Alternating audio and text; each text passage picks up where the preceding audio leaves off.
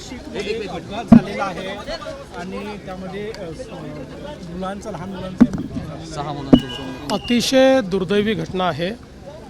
त्या ठिकाणी मला असं वाटतं एक काही गेट टुगेदर होतं आणि तिथनं परत येताना ही सगळी लहान मुलं आणि काही मुलांची आई वगैरे असं ज्या गाडीमध्ये होते ती गाडी विहिरीमध्ये त्या ठिकाणी पडली। आपले आपत्ती व्यवस्थापन मंत्री गिरीश महाजन यांनी त्या स्पॉटवरनं माझ्याशी चर्चा केली आणि तिथली परिस्थिती देखील सांगितली। खरं म्हणजे इतक्या लहान मुलांचं असं निधन होणं यापेक्षा अधिक आक्रोश आणि दुःख दुसरं कुठलंच असू शकत नाही।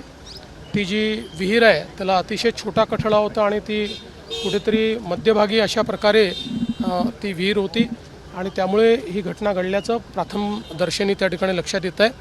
पहिल्यांदा तर या संपूर्ण कुटुंबांच्या प्रती मी संवेदना व्यक्त करतो। आपण त्या कुटुंबांना मदत देखील घोषित केलेली आहे, पण त्यासोबत आपण एक अशा पद्धतीनं देखील सूचना दिलेल्या आहेत की रस्ते जे आहेत किंवा असं कुठे तर त्याचं एक प्रकारे ऑडिट आणि त्याला त्याची तिथे आवश्यकता आहे का किंवा त्याला काय उपाययोजना करता येतील। कारण इथे असं लक्षात आलं की भिंत होती पण ती छोटी होती, ती कदाचित मोठी असती तर एखाद वेळेस ते वाचू देखील शकले असते। त्यामुळे तात्काळ या संदर्भातली कारवाई करण्याचे आदेश देखील आपण दिले आहेत। पण ही घटना प्रचंड सर्वांना वेदना देणारी अशा प्रकारची घटना आहे। देवेंद्र हिंदी में जानना चाहेंगे केला बारामतीमध्ये पाठिंबा देण्याची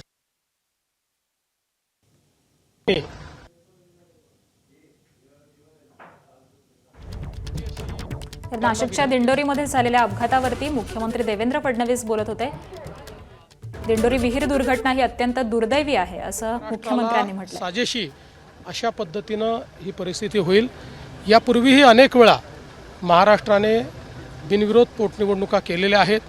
मला आठवतं की ज्यावेळेस RR आबांचं दुःखद निधन झालं होतं त्याही वेळेस आपण जी काही पोटनिवडणूक आहे ती त्या ठिकाणी भाजपने आम्ही ठरवलं होतं की आम्ही लढणार नाही आणि आपण ती बिनविरोध केली होती। मला असं वाटतं सगळ्या पक्षांनी मन मोठं करून बिनविरोध निवडणूक केली पाहिजे। सोशल मीडियावर